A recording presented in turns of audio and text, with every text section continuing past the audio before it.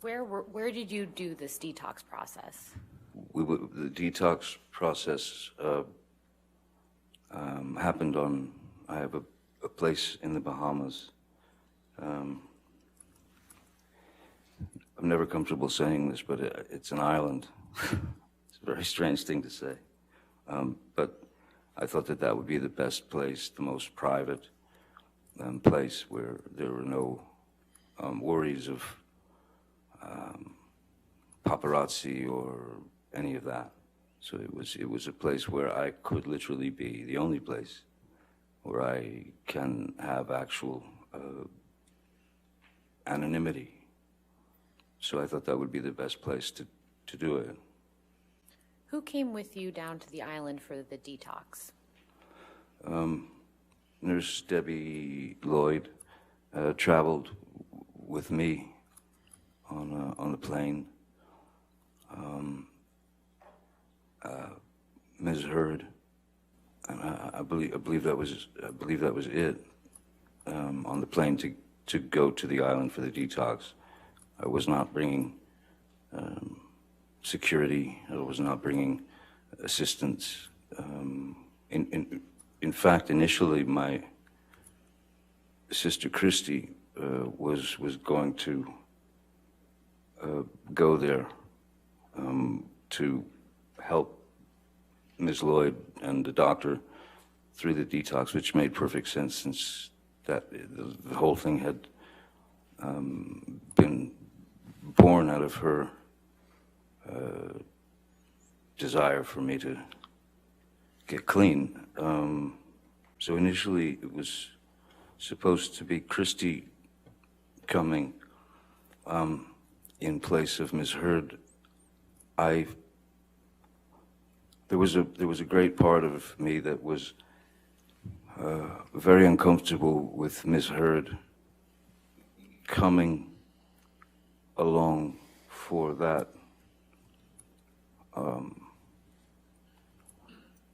detox. Yes, I was afraid that it would be too much for her, and I also felt that she might be too much for me at the time. So then why did Ms. Hurd come down to the island with you during the detox process? She insisted. Did there come a time early on that you ended up going to his Bahamas island? Yes.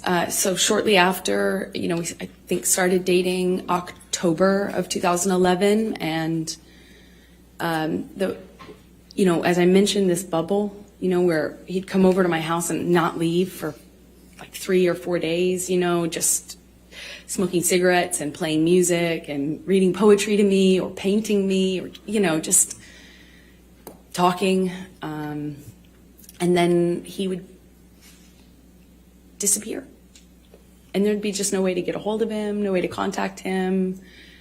At first, I didn't really think anything about it, but he disappeared at one point,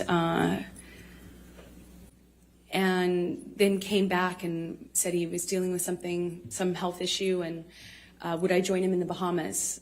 And I think that's when I learned he had an island, and I was on a trip with a friend of mine in Spain, and it was for the holidays, and I kind of rerouted my trip so I could come and land in LA landing in Miami instead of LA, so I could go and meet him on the island. And he had Keenan come and meet me on that trip, like in Miami. I get off one plane, get onto another, and go and join him on his private island. And I noticed he was drinking Beck's and tea, like lots of tea. And I didn't foolishly think anything of it. I just, thought the man really seriously, I missed it before, but really, really loves tea. And we had this beautiful, less than a week probably, trip in the Bahamas, a private island, beautiful sandy beaches. It's a scene that you just don't, I had never experienced anything like that. It was a beautiful place, a beautiful time, and I fell head over heels in love with this man. And she switched places with Christy. Could you please describe for the jury, Mr. Depp, what it feels like to go through a detox from opioids? It feels like it feels like the inside of you, the very inside of you, is trying to escape the body. When we were on the island and I was going through the detox, and it was hitting pretty hard at that point. And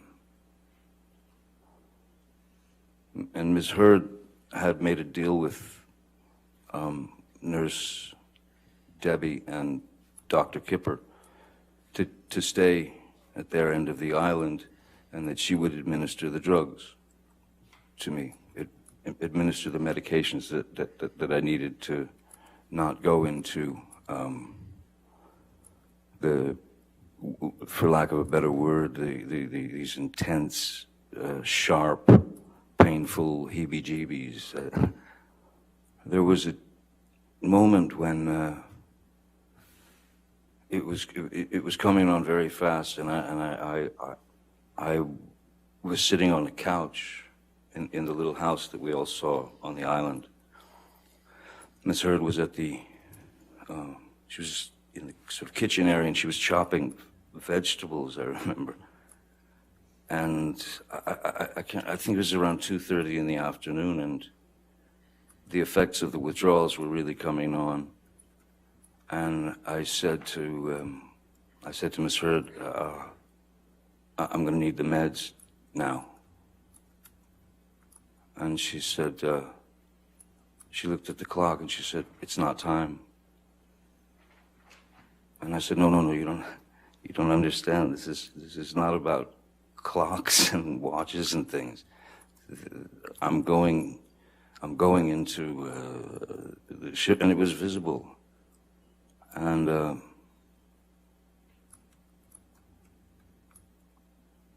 I hate saying this, and I hate to have to admit this. But that was, I believe that was about the lowest point in my life. That was the lowest I'd ever felt as a human being. Because I had to say, please, please, may I have the meds? Because it's really kicking in. And she was adamant, no, it's not time, it's not time. So in explaining how these withdrawals start to take over your body, when I was begging at that point for the meds, I found that I had sort of rolled off the couch, and I was sitting on the floor crying. I mean, tears streaming down my face, begging another human being to please give me the meds that will take this away. And she would not. She was adamant that, nope, it's not time, 4 o'clock. And after that, I had a conversation with Nurse Debbie and with Dr. Kipper, and I said, I don't believe, I told them that she had denied me the meds when I was in need, and then I told them that I don't think that this is going to work here anymore. I think we have to leave the island, and I need to be, she can't be with me while I'm going through the rest of this detoxification. Did Ms. Heard give you that time? She did, reluctantly, yes. I was immediately accused of throwing her out. I was accused of abandoning her. I was accused of not appreciating all that she had done to get me to this point where I was, which was kind of an interesting argument for me.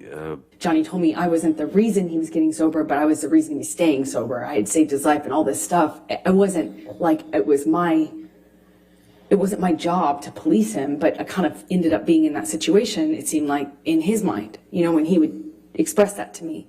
I begged her, please, can I get a place at the Beverly Hills Hotel? I'll get you and your friends a bungalow at the Beverly Hills Hotel where you can all stay together and have a grand old flag. You can have fun, you can do whatever you want, and you don't have to sit around Mr. Shaky. And she wasn't happy about it, but it was very necessary. So she did eventually leave for about five days or so, and I sat in after a few days, I sat in just a metal chair with one song on a loop that I could focus on the lyrics and the power of the song to help me get through it.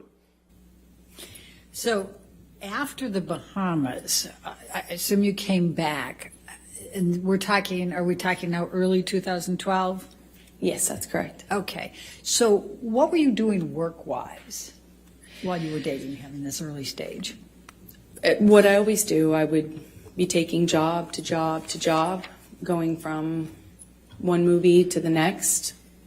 Well, he was filming all over the Southwest, and at some point I came to visit him and on one of his locations, and I would stay in the house because I couldn't really, you know, occasionally I would leave with his security guards, but I didn't really have anything to do but visit him for a few days. So I'd cook and kind of stay at home and paint or whatever and wait for him to come home and have dinner ready. And we would have these little bubbles, but kind of scattered throughout the Southwest as he was filming. And at the time, Johnny had, you know, when I first arrived at one of these locations, it was the first time that Johnny told me that he had had a health issue, something with his liver, and that he wasn't, that's why he was not drinking. He was drinking a lot of tea, like a lot of tea. Let's take you to July 9, 2013. Did there come a time that you went to the Bahamas and went on a ride, the yacht with Johnny and his kids? Well, it's less like we flew out to the Bahamas to his island. He was selling the yacht to J.K. Rowling, and he wanted to kind of have a goodbye trip on the yacht. So it was docked off the island, and I went with him and his kids, who I had quickly developed a bond with and loved. And we brought a friend along with us, I think, to kind of help. And yeah. Okay. Tell the jury what happened on that trip. Johnny was upset that he had to sell the boat. And he was off the wagon again, but he didn't want to tell his kids, so he was hiding it from them. I don't remember the words he used, but starts accusing me of kind of like telling on him and calling him, a drunk in front of his kids. I hadn't done that. I was actually trying to protect Johnny. It didn't feel like my place at all to share that with his daughter or anyone at the time, other than adults who might help with it, but not his kids. So I was trying to tell him I was just trying to comfort her. I was trying to protect you. He basically was accusing me of doing this thing and of making them aware of his that he was drinking again. When I communicated when I saw Lily Rose again, we get, I won't say what she told me, but the next thing we do is we call for a helicopter to come and take us off of the boat or off of the island. So we leave the boat, go to the landing of a part of the island, or maybe it was a different, island we had to get to leave, and we take off. I'm holding Lily Rose in literally holding her under my arm while she's crying, and we're lifting off. And Jack ended up not coming with us at the last minute. He stayed behind. And we were taking off, and I remember being really torn about leaving. I felt bad about leaving, even though that had happened. I still felt awful leaving. I felt awful leaving him. I also felt like I had done something wrong. He was mad at me. I wasn't sure, what I had done, but I remember not being, I'm getting all these text messages from him calling me all these names, and it barely coherent, barely. And I'm holding his daughter crying. Lily Rose did not come to the wedding. She and Miss Heard were not on particularly great terms for several reasons. There were a number of Ms. Heard's friends and her family. So I'd say all in all, maybe there were, seems like there could have been no more than 20 people, 25 people, maybe. Was there any alcohol served at the wedding? Yes, there was alcohol served at the wedding. There was champagne. There was all the accoutrements, and then yes. And was anyone ingesting any illegal drugs at the wedding? Yes.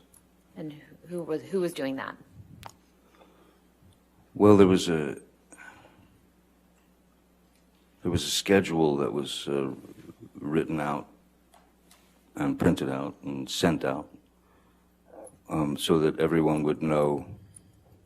We're a new married couple. We hadn't seen each other for basically a month after getting married. And I start dinner and am happy to see him. And at some point early in that evening, he pulls out a bag of MDMA. I asked him what it was, and he told me it was MDMA. And I was surprised because at the time, that was, there was no question mark as to how I would respond to that, or so I thought. It's like, why would you even think that that's okay? He'd already gotten clean and sober. I was, touch and go, but for the wedding, he was drinking Beck's. I think at some point he did have wine on the island, but it wasn't an issue, right? Just moved ahead. So I was surprised that he would even pull out this bag and, well, frankly, not hide it from me. And he kind of seemed to suggest that we should do it together. And I was like, absolutely not. Like, I just got here. I want to see you. I want to spend time with you. It was the exact opposite of what I expected and what I wanted. And it just seemed delusional at the time to me that he would even suggest this to be something that I could participate in with him. If you had been through what I had been through at that point, it's crazy. And at some point, he drinks in front of me. At first, I think it was like a Malbec or a wine or something. Mr. Depp, who did you observe taking drugs at the wedding?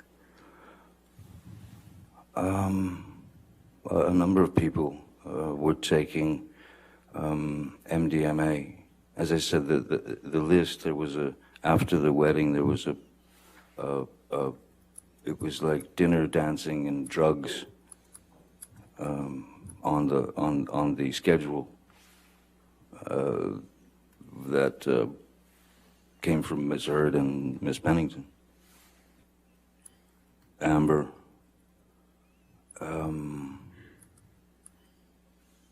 Raquel, a couple of friends of mine, Savannah, her assistant, Tillett Wright,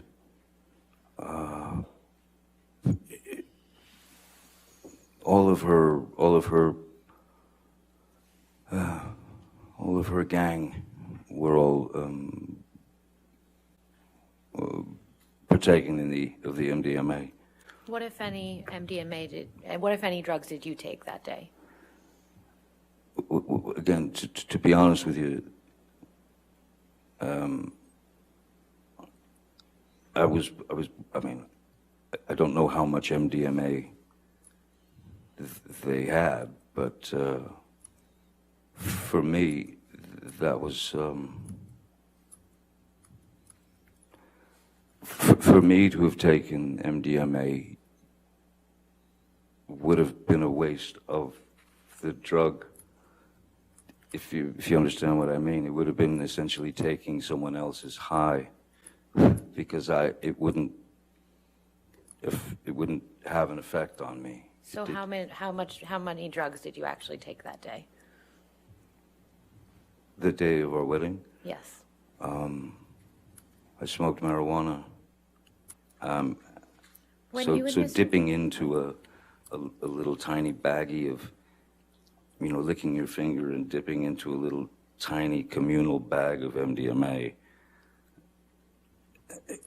it was pointless for me. And let me just stop you for a moment. Have you seen Mr. Depp take any drugs by this point? Oh, yeah, sorry if I left that out. That when we had the argument about the MDMA, he suggested to me that it wasn't on the no-fly list, like it wasn't on the no list. That was his that was his defense. Like, this isn't the, you didn't say I couldn't have this. And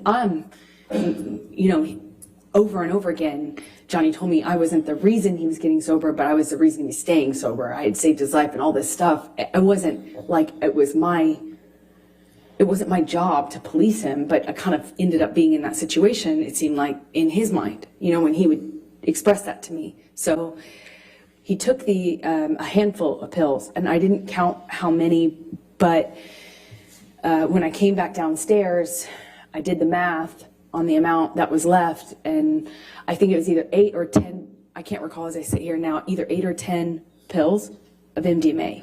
That he had taken or that were left? I remember we had a conversation about the amount that he took. So I remember saying, you Objection, took all- hearsay. I'll sustain the objection. Um,